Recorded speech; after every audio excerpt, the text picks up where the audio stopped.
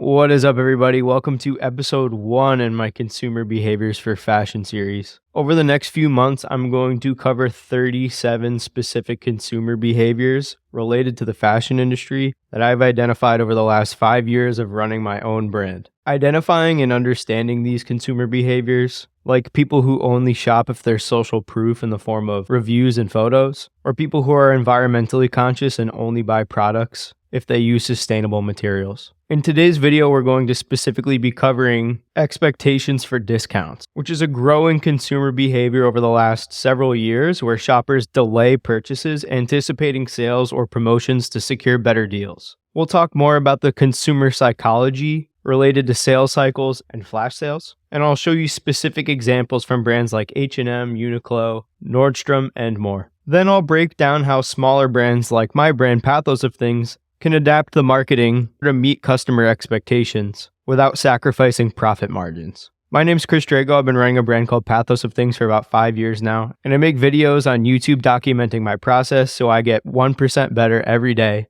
at being a creative director and brand owner. With the rise of e-commerce, Facebook ads, Instagram ads, TikTok ads, and all of these other ads and promotions, shoppers will delay their purchases, or in other words, they won't buy something from a store unless it's on sale, or if they're getting a deal. Ask yourself, are you like that? Do you know anyone like that? I personally grew up thinking this was the norm. My friends and family would typically buy products from nice brands only during holiday periods or flash sales. Brands are responding to this change in consumer behavior by creating consistent sales cycles. Consistent sales cycles allow brands to clear out inventory while reinforcing the growing expectation that sales will occur regularly. This keeps budget-conscious shoppers engaged by being predictable. For example, H&M runs a ton of sales. All of these signs are extremely visible within the store, and this big-ass sale sign takes up so much real estate at the front of their brick-and-mortar locations. Here's another image from a different H&M where they have 1, 2, 3, 4, 5, 6, 7, 8, 9, 10, 11, 12, 13, 14, 15 sale signs hanging from the ceiling. H&M leans heavily into discounts because it has $4.3 billion worth of inventory that it needs to get rid of. That is an insane, absurd number. And whenever it doesn't get sold, it ends up in a landfill. Nordstrom has anniversary sales every year that they market as more than just a sale. It's an event. These sales have their own art-directed ads with specific color palettes. This yellow is matched. This font is matched. This is actually the exact same. This bold sale font is the same as this font here. Macy's, another department store, same kind of thing. This is the first web page at the top of the first page on Google when you look up Macy's. 60% off all styles.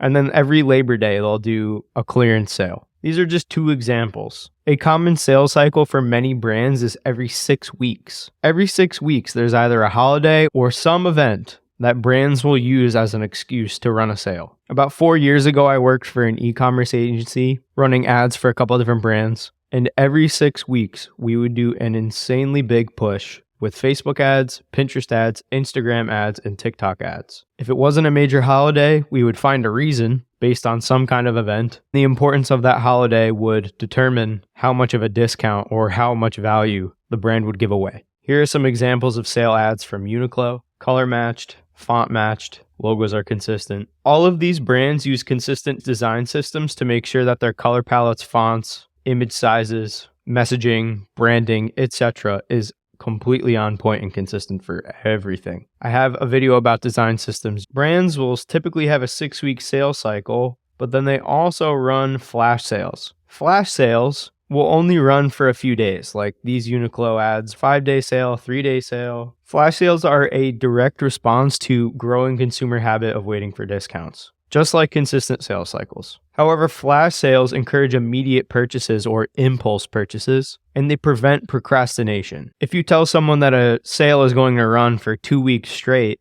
they'll be like, all right, I'll buy it in 2 weeks. And then they might not ever buy it because they forget about it or they buy something else. But if you're like 3-day sale, they're like, oh, I got to buy it now. It might sell out in the next hour. It might sell out in the next day. I don't know. I might as well just buy now. Shein goes absolutely bonkers with the discounts. Every single item on Shein is discounted. They put the discount on full display. They have a big banner at the top of the web page immediately offering you a 30% off coupon. there's a get extra 30% off banner on the product page, and then you get this pop-up for a QR code. And then even the add to cart button has the discount on it and how many Shein points you can get back when you purchase. So their whole thing is all about the discount and all about reaching low-income buyers predominantly. And Zara does this as well. Zara low-key actually has some fire sale ads. I love the pink on black, and these are awesome art-directed photos. Flash sales also create a sense of FOMO, or fear of missing out. Brands will use language like limited quantities and shop now before it's gone, or this week, or today only. Fashion Nova does this. They say only till midnight and then put a countdown timer in the email or in the ad. And then once midnight hits, they'll go, wait, but surprise, we're actually extending the sales for another 15 hours and it's still 50% off everything. They're just making excuses to run more sales. Aggressive. Look at this language. Use code FAST. Creating a sense of urgency. Like, I'm just stressed out shopping at Fashion Nova. Not that I shop there anyway. Here's another example. Free one-day shipping only till 12 p.m. This is a perfect example of understanding your audience and knowing their vernacular. Only till 12 p.m. That's great. That also tells you that this was written by a human and not ChatGPT, unless they prompt engineered ChatGPT to use this vernacular specifically. And here's one more example. Order before noon and get it the next day. Free one-day shipping. That's pretty enticing. If you're a streetwear brand and you're doing pre-orders for drops and you're shipping your clothes out like 4 weeks after someone buys, or 2 months after someone buys, or God forbid even longer than that, you just can't compete with Fashion Nova or Minimal or any of those fast fashion streetwear brands because they're shipping it in one day. Black Friday is a unique example that has elements of both consistent sales cycles and flash sales, which has created a widespread cultural expectation of massive sales. Retailers rely heavily on Black Friday to drive their sales figures at the end of the year, and it stabilizes revenue and clears inventory. In the last 10 years, the US Black Friday online sales have scaled immensely. Black Friday also isn't just a thing in the US now, it is becoming popular all over the world. According to Google Trends, the average global growth of interest in Black Friday was 117% over the last 5 years. Brands like Boohoo make Black Friday their entire brand personality for months. They treat it like a huge event. The first tab on the website says Black Friday and it's a different color from the rest of the tabs. And they have this huge countdown timer. They have specific art-directed photo shoots with insanely big and bold text. They use language like ends at midnight to create a sense of urgency and call the reader their BFF, which creates a sense of community. Here's another example where they use messaging that's specific to the holiday, which is in line with their customers because they know that people who shop here are going to want to order outfits for Christmas on Black Friday. Boohoo also runs these up to 99% off everything sales. Certain groups of people have actually been pretty pissed off about the 99% off sales that Boohoo and Pretty Little Thing are known for. Pretty Little Thing does up to 100% off everything sales, branded as Pink Friday. Forget Black Friday, I'm going to Pink Friday, where I get up to 100% off.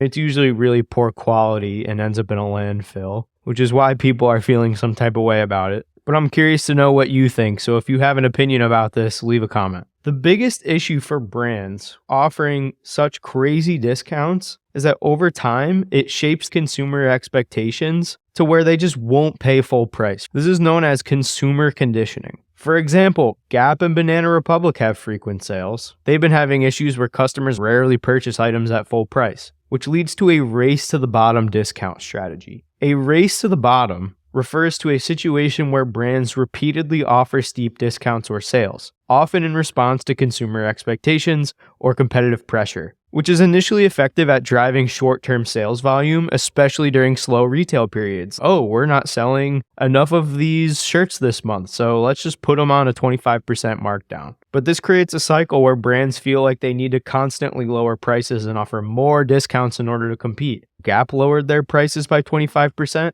I'm Banana Republic. I gotta lower my prices by 30% to compete with Gap, which erodes the perceived brand value and profit margins. Have you ever waited for a sale because you knew a brand always offers discounts? If yes, how did that change the way you perceive the brand? Did it make the brand seem lower quality? Did it make the brand seem cheaper to you? Let me know in the comments. Once customers get used to frequent discounts, a brand often struggles to break the cycle. If Gap were to suddenly stop offering promotions, they risk losing customers who have grown accustomed to never paying full price. I shop at Gap every once in a while. I paid $100 for like an okay quality corduroy shirt. The only reason why I bought it was because it was on sale and I happened to be in the mall. Otherwise, I would have looked at that online and been like, why would I pay that? So Gap runs aggressive sales. But then competitors like J.Crew notice that Gap is running these aggressive sales and they respond with their own aggressive sales. So that way they don't lose market share. So in response to 25% off at Gap, J.Crew will go, okay, we'll do 30% off. You know what? We'll do 40% off. And then Gap is like, you know what? 50% off. Thus is the race to the bottom. Frequent sales dilute the perceived value of the brand. If customers only shop at Gap during 50% off sales, they start to view the full price as inflated and the discount as the true value. The more discounts a brand offers, like Gap, the harder it becomes to market itself as a premium brand. As brands offer more frequent and deeper discounts, their profit margins shrink because they give away more value in the form of discounts. To offset that loss, they have to cut the cost somewhere else, whether that's on materials. So therefore, they're going to have lower quality products, or they have to fire customer service people, which is going to decrease the customer service experience. Or they need to decrease their marketing budgets, which means less sales. Maybe they have to lay off marketing staff. It becomes a nightmare very quickly. One way that brands counteract this race to the bottom concept is by offering loyalty programs, which helps the brand maintain engagement with loyal customers. It minimizes the risk of losing customers to competitors during off-sale periods. It also gamifies the process. Everybody likes a game where customers can earn points that then get redeemed in the form of discounts or free products. Nordstrom does this very well with the Nordy Club, where you can join for free and also apply to become a Nordstrom credit card member, which unlocks benefits and gives card member exclusives. They also give you a $40 credit to use at Nordstrom stores when you sign up for a new card, and they give you points on the dollar, with more points being rewarded to more loyal members. Regular members get 3 points, card holders get 6 points, debit and credit members get 6 points, and then Icon and Ambassador credit members get 9 points per dollar. It's very simple. Customers will shop and get rewarded, and they get members-only access to sales offers and events, which establishes a sense of community and pushes that person deeper into the Nordstrom funnel until they're completely loyal. They have a very easy-to-read explanation of the points and reward system, and they have art-directed photo shoots for exclusive events that they run. Okay, but Nordstrom is a department store, right? And chances are, if you're watching this, you run a small brand or work for a small brand. So how does this apply to smaller brands? To avoid a race to the bottom while implementing sales cycles and flash deals, smaller brands need a well-balanced strategy that preserves brand value, drives urgency, and rewards loyal customers. Brands can offer occasional time-limited sales tied to specific events or milestones rather than constant or predictable discounts. Hold exclusive sales tied to anniversaries, like the birthday of the founder, or the anniversary of the launch of the business. You can also hold exclusive sales for product launches or collaborations with other brands. Promote the event with clear start and end times to create urgency. You don't want to just say, we have a sale, and then not tell anyone when it's going to end. If they think it's indefinite, they're less likely to buy. This strategy helps smaller brands generate excitement without creating an expectation of constant discounts. Use a countdown timer on your website and in email campaigns to build anticipation for limited sales. The ads I showed you from Fashion Nova are great examples of incorporating timers into emails and ads. Brands can also try value-added discounts instead of price cuts. Instead of slashing prices, offer added value in the form of free shipping, gift with purchase, or bundled deals. Offer a bundle and save promotion where customers get a complimentary accessory with a high-ticket item, like a scarf with a luxury leather jacket. Introduce a loyalty perk where members receive early access to new collections, exclusive content, or personalized styling advice, because this maintains the perceived value of the core products while incentivizing higher spending and rewarding loyal customers. Emphasize the exclusivity of these offers by using language like for members only or limited edition bundle. Smaller brands can also strategically discount new product releases by offering initial small incentives for pre-orders or early adopters. This will generate excitement and drive initial sales without creating an expectation for future discounts. For example,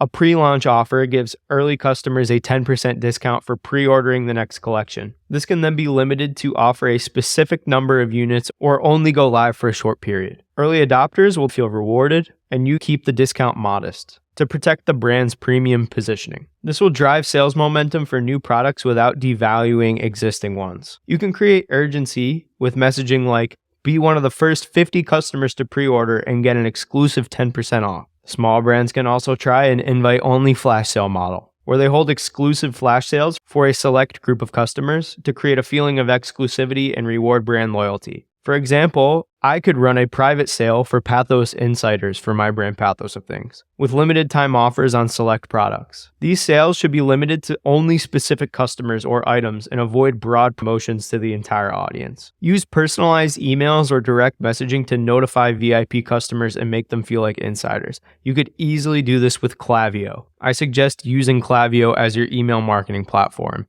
especially if your website uses Shopify because of the easy Klaviyo Shopify integration. And then the last strategy that small brands can try is by holding short surprise flash discounts on select items without advertising them in advance. For example, you can run an unannounced 24-hour flash sale for specific pieces in your collection and promote it only via social media stories and email blasts, which targets customers who are already engaged with the brand. Keep the sale low-key and exclusive to avoid creating broad expectations of future discounts. This generates excitement and urgency while preserving the premium feel. An effective way to use your social media stories is by using messaging like surprise drop today only to create urgency and drive quick action. By combining exclusivity, value-added incentives, limited time events, and personalization, small brands can capitalize on sales cycles without relying on deep and frequent discounts, which maintains brand equity, rewards loyal customers, and generates sales momentum without sacrificing profitability. So that's it for episode 1 of my Consumer Behaviors for Fashion series. In the next episode, I will be talking about value seekers, how brands are appealing to them, and how